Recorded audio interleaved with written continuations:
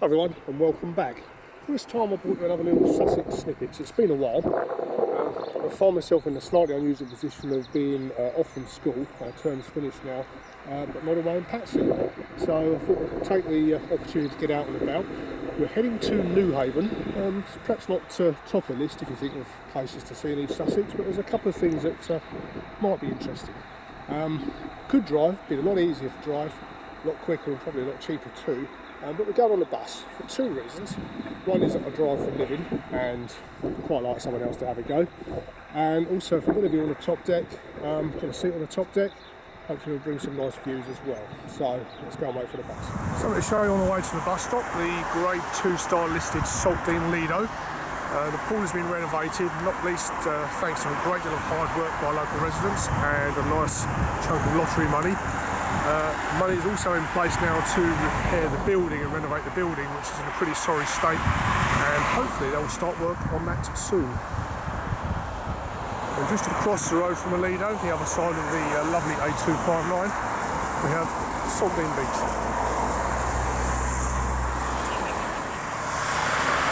Almost impossible to tell thanks to some of the next one's due, but it'll be coming down that hill there. And they run about every 15 minutes or so we won't have long to wait. And here we are, we're on bus 12A, although number 12 will do as well. And if you're staying at the caravan site just up the road in Brighton, East Brighton Park, you can catch either of these buses just further up the route.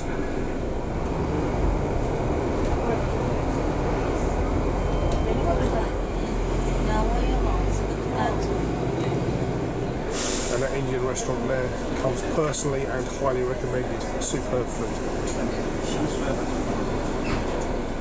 Also handy for a cheap meal and a pint, the Stone House here in Eastbourne.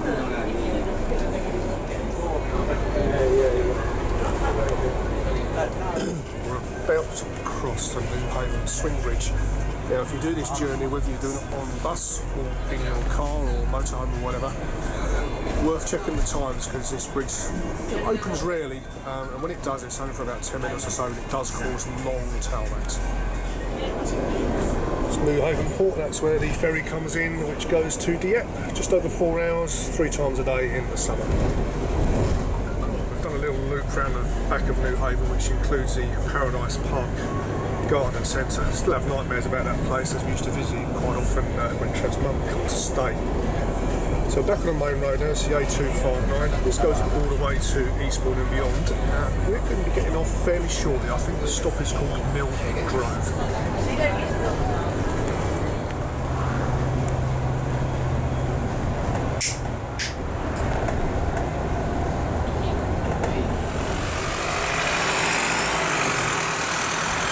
For those of you that do drive, there is a little bit of free parking here. There's also a handy pathway, both for pedestrians and cyclists from Newhaven too.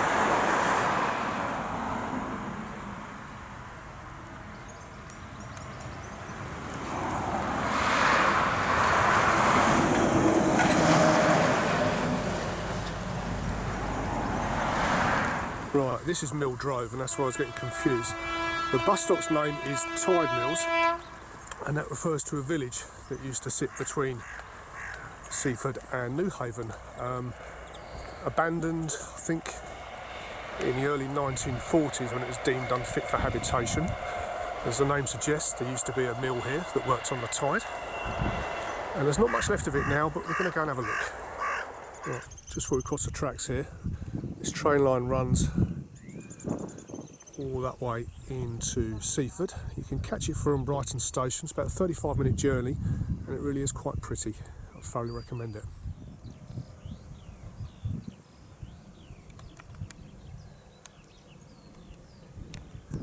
Even though the A259 is not too far away, it really is rather peaceful.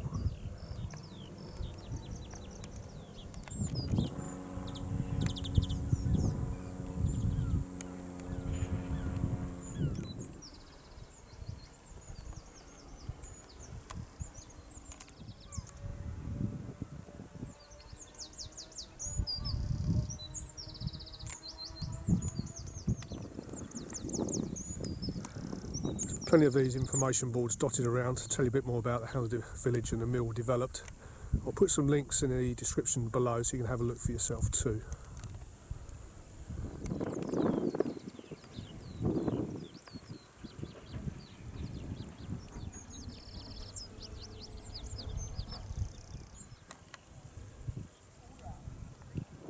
So that path there would take us into Seaford, the beach there as you can see, and Seaford Head in the distance.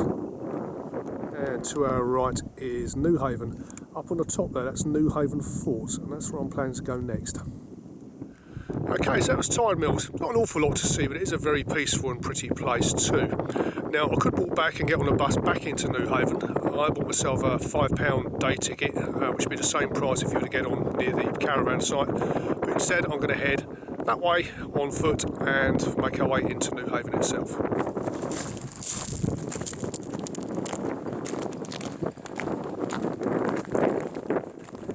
We're there yet. I have to say, this part is not the prettiest of walks.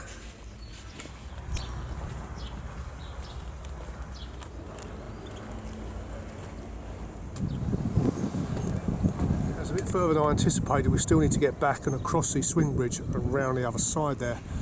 You may recognise some of that. We recorded a Sunday night natter over there just over a year ago. So our walk round continues, and it's certainly the less picturesque part of the walk, one of Newhaven's harbourside industrial estates. But I did just bump into good caravan and pal Simon Ingram and his partner, and Doc as well. We had a good chat, and completely forgot to take a photo or video, but I think he took a selfie, so you might see that up shortly. Ooh. Dear, look at that lot. So after a much longer than anticipated walk, find ourselves back at Newhaven Town Station. I would personally recommend, unless walking and industrial estates are your thing, to jump back on the bus and you want to get off at this stop here. This is Newhaven Town Station. We're going to head off just over to the right there, across the swing bridge and back down the other side of the harbour. And here we are, back at the swing bridge we crossed earlier. It's crossing 2 o'clock. Remember what I said about the station being the nearest stop? Well, I lied. It's this one here. It's called Southway. It's the next one along. Alright, we could carry on along there. It's probably more direct. I'm going to take a little diversion. We'll go along the quay side here.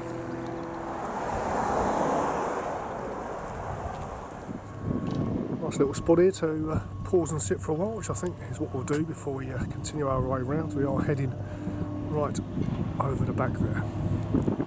On the way around here, Trevor and I actually looked at a flat here a few years ago when we decided to sell the bungalow. I think it was in that block there. We never got round to putting a serious offer in because there was some issue with a leaky roof and there was no maintenance agreement in place at the time, so we decided to give it a miss. And it was just in this little car park here where we did that Sunday night natter I mentioned earlier. And here we are at last. So it's a fair old walk round. I'm not sure how far, but I'll look it up and stick something on the screen to tell you. Right, let's go have a look. Car park up here too, apparently, if you haven't taken a bus like me. Right, we'll make our way to the entrance shortly, but just to give you an idea, that's where we started, over at Tidemills. We've walked along here, back through that side of the harbour industrial estate there. Across the bridge there, and around the quayside, and up this road here. Okay, so here we are.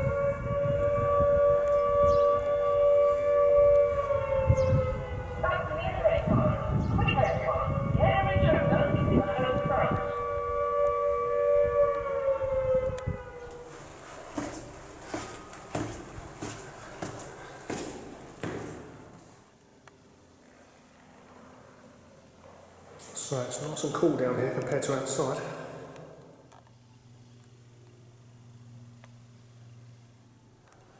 Oh well, I guess a few more won't make any difference. Here goes.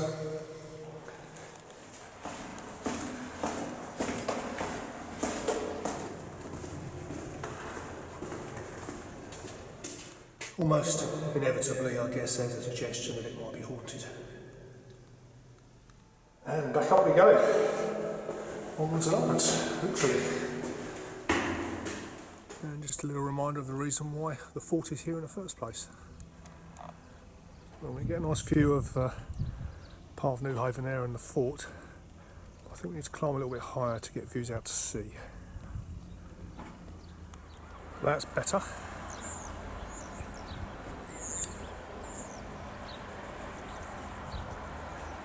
That is the roof of the Hope Inn. Quite strategically placed, I think. And you'll see there's a car park at the end here. A little popular spot for motorhomes too. Nice.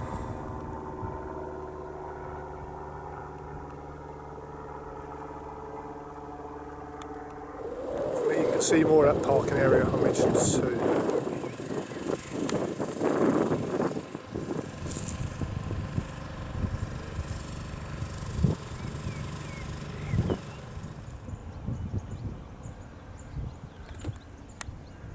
So it's nice looking around the fort, but I'm enjoying these views. Very peaceful up here too. Right, so enjoyed some of the views up the top there. Let's head inside now, see what some of the displays are all about. So we think that to the first aid post and took the time space.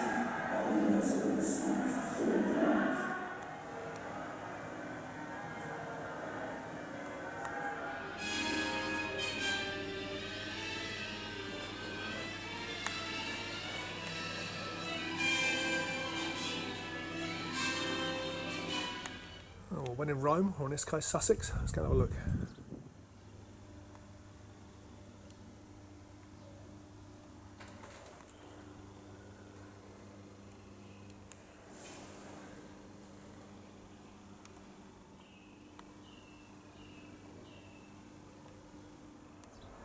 Ooh, that looks like it could be fun. Oh well. Right, there's quite a few more of these indoor displays you can see. I'm not going to do them all today, not least because I decided to buy an annual ticket. Talking of ticket prices, adults start at £8.25 I think it is, and the annual one I've bought is £15.50. I did check, but there's no discount for buying in advance online. And I think it's most definitely time for some of this. So that was Newhaven Fort. Worth it for the views as much as anything else, but I do have some more to see and I'll come back and do that.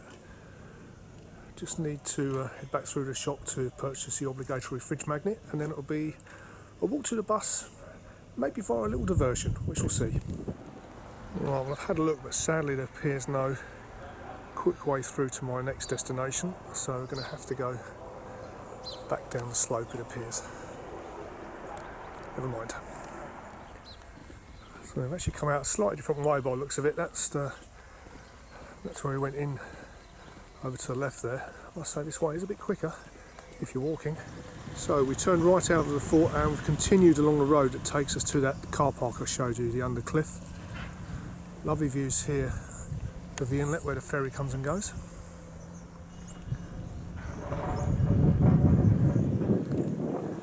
Now I did give you two reasons why I decided to get on the bus today rather than drive, but there is actually a third. I'm sure you can guess what it is. Alright, cheers everyone. Hope you enjoyed that. I suspect that's going to be a little bit too long for a snippet, a Sussex snippet, so we'll probably make it an out and about, but when I get back home and get all the footage downloaded, we'll see what we've got. If you made it this far, thanks for watching, and hopefully we'll see you soon. Cheers.